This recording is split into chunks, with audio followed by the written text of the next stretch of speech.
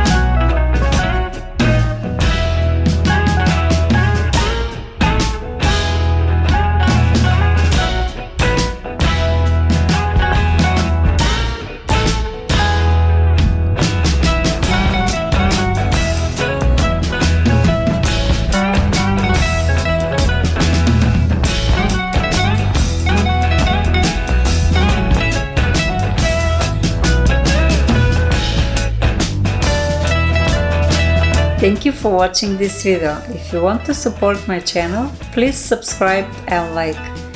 If you have any questions, please add them below. And be sure to share with your friends. Bye bye.